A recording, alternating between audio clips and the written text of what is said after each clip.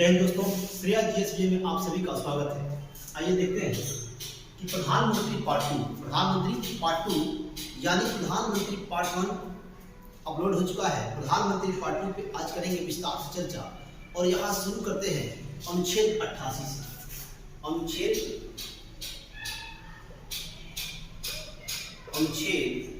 88 देखिएगा, अनुच्छेद 88 क्या है?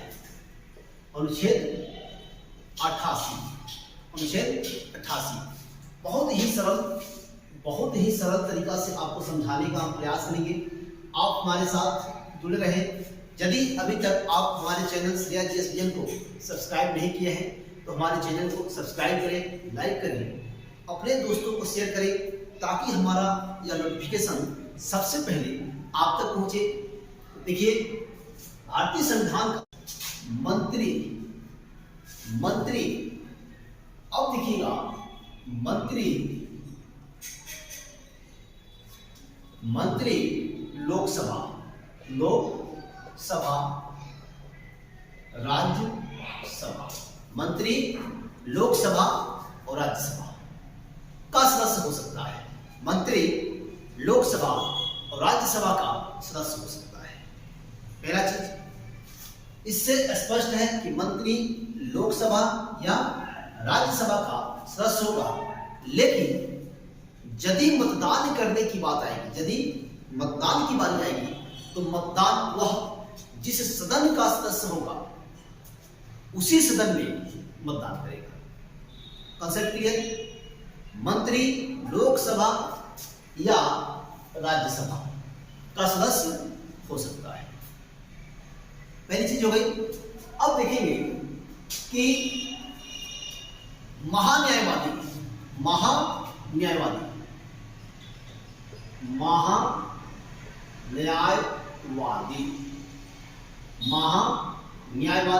जिसको इंग्लिश में अटॉर्नी जनरल कहते हैं, महान्यायवादी यह वह व्यक्ति होते हैं भारतीय संविधान के अनुच्छेद 88 के तहत इनको यह अधिकार प्राप्त होता है कि यह सदन की बैठकों में भाग लेते हैं।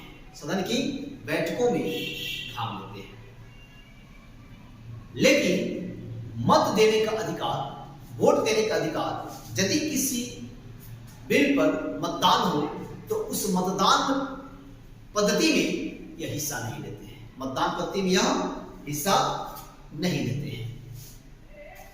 महान्यायवादी अलग है। यह भारतीय संविधान के अनुच्छेद 76 में विपद की व्यवस्था की गई है। सरकार के या सरकारी वकील होते हैं, सरकार को यह कानूनी सहायता मुहैया कराते हैं, यह दूसरी बात है। लेकिन भारतीय संविधान के अनुच्छेद 88 के तहत यह संसद की बैठकों में, यह दोनों सदनों की बैठकों में भाग लेते हैं, लेकिन वोट देने की स्थिति में यह वोट नहीं देते हैं। पहला चीज। अब आता है मंत्री परिषद। थोड़ा देखेंगे मंत्री परिषद। मंत्री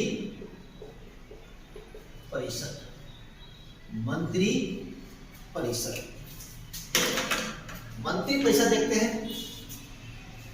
इसमें कितने प्रकार के मंत्री होते हैं, कितने स्तर के मंत्री होते हैं, मंत्रियों के प्रकार कितने होते हैं, इस पर हम करेंगे विस्तार से चर्चा। तो मंत्री परिषद में जो है इसमें 4 स्तर और 3 प्रकार के मंत्री होते हैं। तो पहला देखते हैं, और मंत्री होते हैं कैबिनेट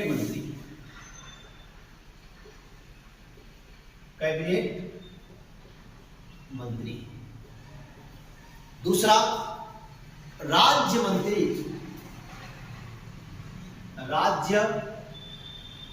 मंत्री।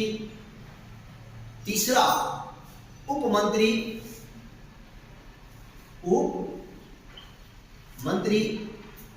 अब देखेंगे कि राज्य मंत्री में 2 प्रकार के मंत्री होते हैं, एक स्वतंत्र प्रभार। राज्य मंत्री में 2 प्रकार के मंत्री होते हैं, एक स्वतंत्र प्रभार, एक स्वतंत्र प्रभार, स्वतंत्र प्रभार, जबकि दूसरा राज्य मंत्री होता है, जबकि दूसरा राज्य मंत्री होता है, राज्य मंत्री होता है। जहां तक तो बात क्लियर हो गई। यानी मंत्री परिषद में इसमें 4 स्तर और 3 प्रकार के मंत्री होते हैं। भारत के मूल संविधान में कैबिनेट शब्द का उल्लेख नहीं था। एक चीज और देखते हैं कि भारत के मूल संविधान में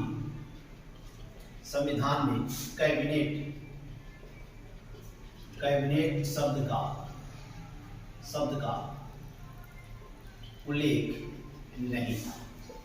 भारत के मूल संविधान में कैबिनेट शब्द का उल्लेख नहीं था। अब देखिएगा कि कैबिनेट शब्द का उल्लेख नहीं था, यानी जब नहीं था तो कब हुआ भैया? तो 44वां संविधान संशोधन अधिनियम 1978, 44वां कॉन्स्टिट्यूशनल अमेंडमेंट 1978। और सरकार होती है मोरारजी देसाई की,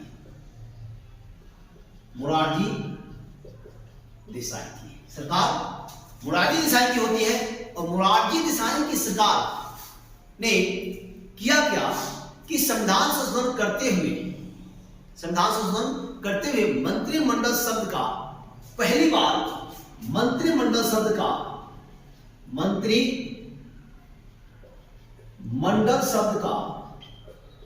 का कह सकते हैं कि पहली बार उल्लेख किया। और यह जो संशोधन किया गया, यह संशोधन भारतीय संविधान के अनुच्छेद 352 में किया गया। भारतीय संविधान का अनुच्छेद 352 में किया गया। अब आप ये कहेंगे कि अनुच्छेद 352 में, कुछ लोग कह भी रहे हैं अनुच्छेद 352 में राष्ट्रीय आपातकाल है, तो यह सत्य है, राष्ट्रीय आपातकाल भी है। लेकिन मंत्रिमंडल शब्द का एक बार प्रयोग, मात्र एक बार भारतीय संविधान के अनुच्छेद 352 में किया गया है।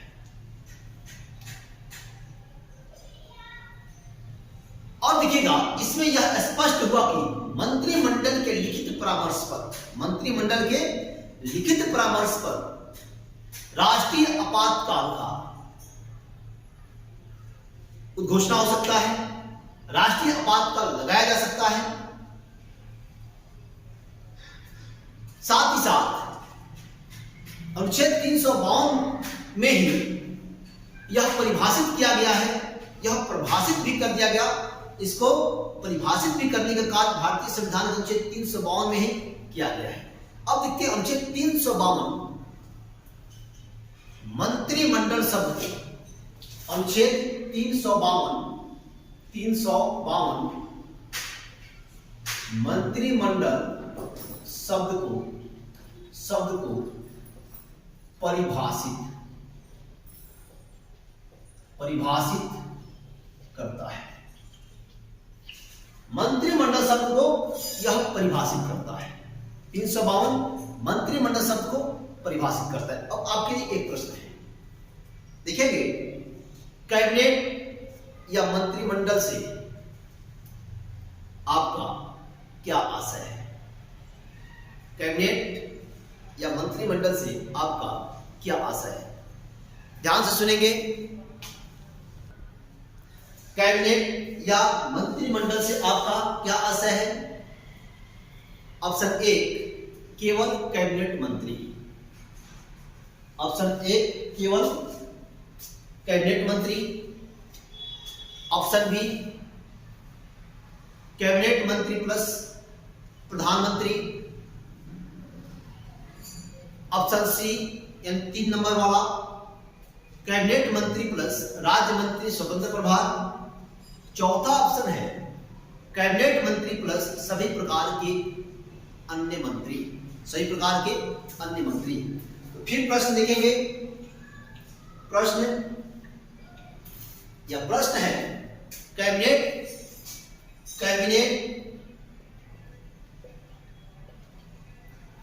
कैबिनेट या मंत्रिमंडल से आपका मंत्रिमंडल से आपका क्या आशय है? एक वाला देखिएगा,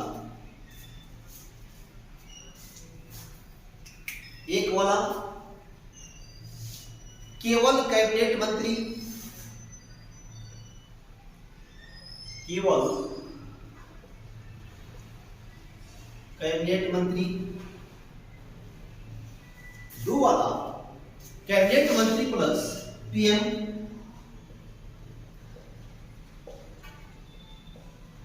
कैबिनेट मंत्री प्लस पीएम। तीन वाला देखते हैं, कैबिनेट मंत्री प्लस राज्य मंत्री, कैबिनेट मंत्री, कैबिनेट मंत्री प्लस राज्य मंत्री, स्वतंत्र प्रभार, स्वतंत्र प्रभार। चौथा वाला है कैबिनेट मंत्री प्लस सभी प्रकार की, कैबिनेट मंत्री प्लस सभी प्रकार के अन्य मंत्री, सभी प्रकार के अन्य मंत्री। तो यहां उत्तर हम देखते हैं कैबिनेट मंत्री प्लस पीएम, कैबिनेट मंत्री प्लस पीएम आपका आंसर होगा। कैबिनेट मंत्री प्लस पीएम, यानी नोट लिखें, नोट छाप कर लिख लें कि मंत्रिमंडल छोटा होता है जबकि मंत्री परिषद सभी प्रकार के मंत्री होते हैं मंत्री परिषद में, और इसका जो स्वरूप होता है वह व्यापक होता है, यानी मंत्रिमंडल छोटा होता है, मंत्री परिषद का स्वरूप व्यापक होता है। तो यह कैबिनेट या मंत्रिमंडल से आपका जो आशय है वो आशय कैबिनेट प्लस पीएम यानी प्रधानमंत्री सहित यह। और आप ये भी जानते हैं कि मंत्रिमंडल का जो आकार होगा वह 15% से अधिक नहीं होगा। और किसका 15%? तो आप पहले वाले वीडियो को देखें, लोकसभा का 15%, लोकसभा का 15% देखिएगा। दोस्तों अभी तक आप यदि हमारे चैनल श्रेया जीएस विजन को सब्सक्राइब नहीं किए हैं तो सब्सक्राइब करें, लाइक करें, अपने दोस्तों को शेयर करें ताकि हमारा नोटिफिकेशन आप तक सबसे पहले पहुंचे। आगे देखते हैं, संसदीय सचिव मंत्री परिषद का भाग नहीं है। यहां देखिएगा एक प्रश्न है कि संसदीय सचिव मंत्री परिषद का भाग नहीं है। तो संसदीय सचिव मंत्री परिषद का भाग क्यों नहीं है, इसको देखते हैं। क्योंकि संसदीय सचिव की जो नियुक्ति होती है वह नियुक्ति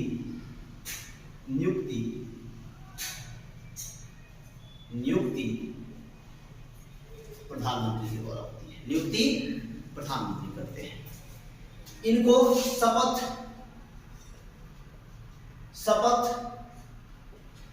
प्रधानमंत्री दिलाते हैं। बर्खास्त करने की अधिकार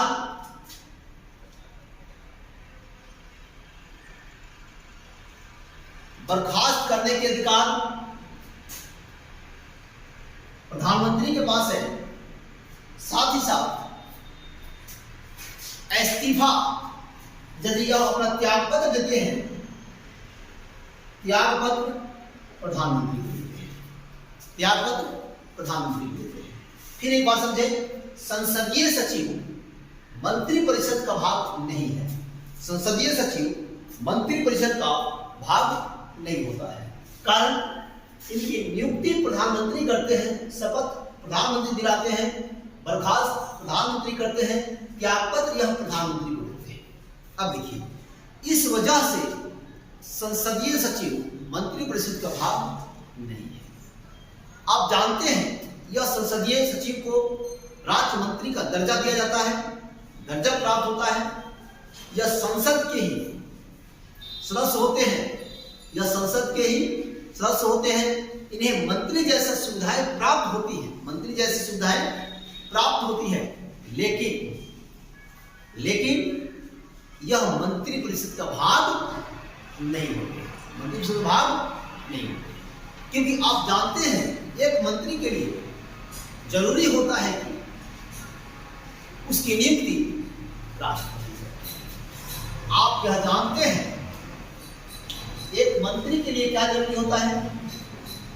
एक मंत्री के लिए जरूरी होता है कि उसकी जो नियुक्ति राष्ट्रपति करे। नियुक्ति राष्ट्रपति, शपथ राष्ट्रपति दिलावे, बर्खास्त करने की बात है, बर्खास्त राष्ट्रपति करे, त्याग पत्र वह मंत्री राष्ट्रपति करे।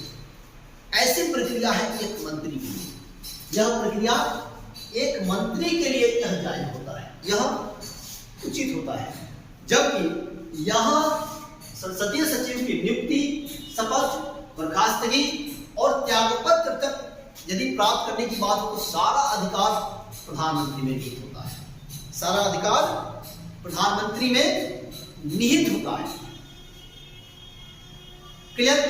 लेकिन संसदीय सचिव यह बातें लागू नहीं होती है, यह सारी बातें पीएम पर लागू होती है, तो इसलिए संसदीय सचिव मंत्री परिषद का भाग नहीं है, मंत्री परिषद का भाग नहीं है।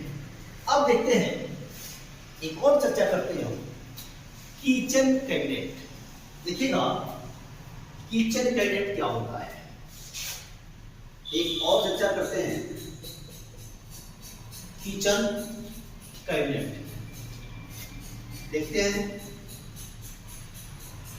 Kitchen cabinet, kitchen cabinet. याद रखें दोस्तों कि यह जो क्लास चल रही है, यह क्लास आपको सिविल सर्विस को ध्यान में लेकर चल रही है। किचन कैबिनेट प्रधानमंत्री के कार्यों में, याद रखिएगा कि प्रधानमंत्री के कार्यों में सलाह एवं सहायता देने के लिए कुछ लोगों की समूह होती है। प्रधानमंत्री के कार्यों में सलाह तथा सहायता देने के लिए कुछ लोगों की समूह होती है, उसे किचन कैबिनेट कहते हैं। अब देखिएगा उसमें रिश्तेदार भी हो सकते हैं या मंत्री भी हो सकते हैं या उनके रिश्तेदार या अन्य लोग हो सकते हैं। यह कोई संवैधानिक शब्द नहीं है, यानी हम कह सकते हैं अध्यक्षात्मक शासन व्यवस्था हो या फिर संसदीय शासन व्यवस्था, सभी जगह पे किचन कैबिनेट जैसे प्रावधान किए गए। छाया मंत्रिमंडल यानी शैडो कैबिनेट, छाया मंत्रिमंडल। जब सरकार बन जाती है तो विपक्ष के द्वारा एक छाया मंत्रिमंडल का गठन किया जाता है। जब सरकार बन जाती है तो विपक्ष के द्वारा इसका गठन कौन करता है? विपक्ष। कौन करता है? विपक्ष।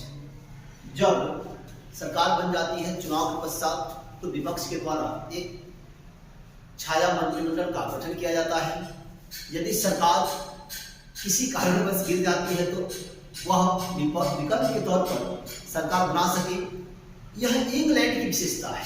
छाया मंत्रिमंडल की जो विशेषता है यह इंग्लैंड की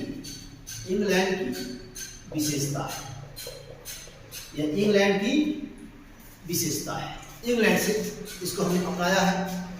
देखते हैं कि छाया मंत्रिमंडल का गठन हरियाणा राज्य में एक बार किया गया था। हरियाणा राज्य में एक बार किया गया था। अब देखते हैं अनुच्छेद 77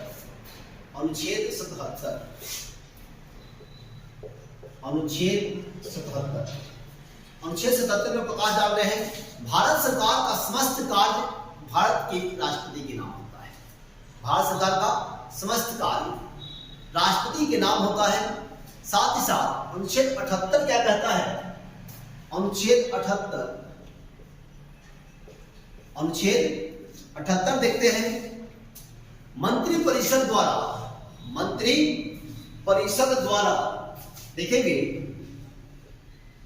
मंत्री परिषद द्वारा लिए गए निर्णय की सूचना प्रधानमंत्री राष्ट्रपति को सौंपते हैं, राष्ट्रपति को देते हैं। अनुच्छेद 78 मंत्रि परिषद द्वारा लिए गए निर्णय की सूचना प्रधानमंत्री राष्ट्रपति को देते हैं। मंत्रि परिषद द्वारा दिए गए परामर्श को राष्ट्रपति एक बार, यह भी भारतीय संविधान के अनुच्छेद 78 में है। मंत्रि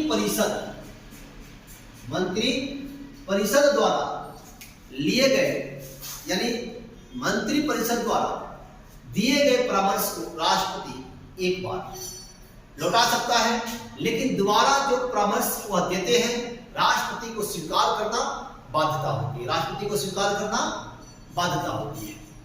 साथ ही साथ दोस्तों, सामूहिक रूप से मंत्रि परिषद लोकसभा के प्रति जिम्मेवार होता है। यही प्रश्न पूछता है, सामूहिक रूप से मंत्रि परिषद किसके प्रति जिम्मेवार होता है? तो वह लोकसभा के प्रति, जबकि अगला प्रश्न, जबकि मंत्री व्यक्तिगत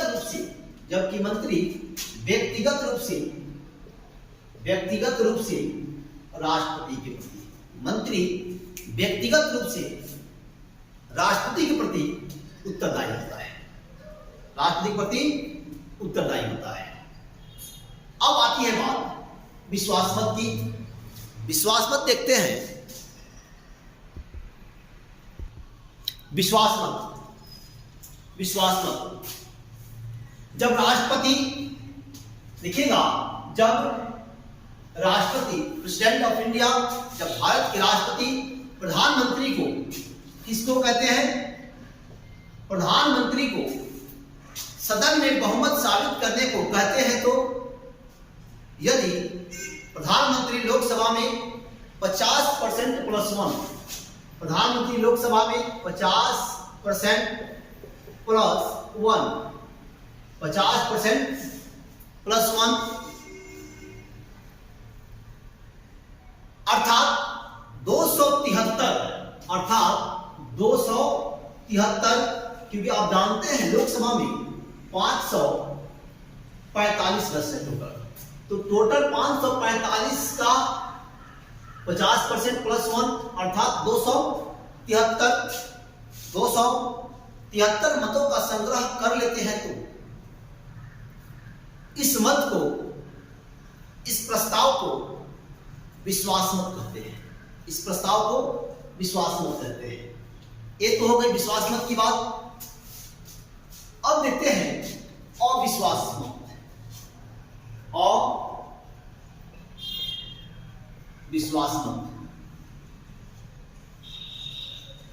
अविश्वास मत यानी अविश्वास प्रस्ताव। अविश्वास मत जब प्रतिपक्ष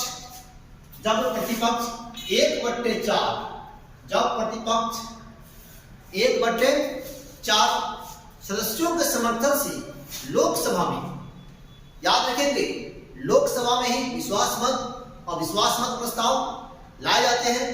तो लोकसभा में सरकार के विरुद्ध अविश्वास जाहिर करता है, सरकार के विरुद्ध अविश्वास जाहिर करता है, तो इसे अविश्वास प्रस्ताव कहते हैं। क्या कहते हैं भैया? अविश्वास प्रस्ताव कहते हैं। यही यदि प्रतिपक्ष के समर्थन में, यदि विपक्ष के समर्थन में 273 सांसदों की समर्थन होती है, तो पीएम को त्यागपत्र देना होता है। और याद रखेंगे 273 को मीडिया ने जादुई आंकड़ा कहा है। मीडिया ने, यदि विपक्ष के पास 273 सांसदों का बहुमत का, यदि मत का संग्रह हो जाता है, तो प्रधानमंत्री को त्यागपत्र देना पड़ता है। और याद रखेंगे 273 को मीडिया ने जादुई आंकड़ा कहा है। यानी किसी भी पार्टी को, किसी भी दल को यदि लोकसभा में 273 सांसदों का संग्रह हो जाता है, 273 मतों का संग्रह प्राप्त होता है, तो उस पार्टी की, उस दल की सरकारें बनती हैं। तो दोस्तों, हमारा यह वीडियो आपको कैसा लगा? आप हमारे चैनल को सब्सक्राइब करें, लाइक करें, अपने दोस्तों को शेयर करें। श्रीराज SBN एक बार फिर आपका अभिनंदन करता है। जय हिंद, जय भारत, भारत माता की जय।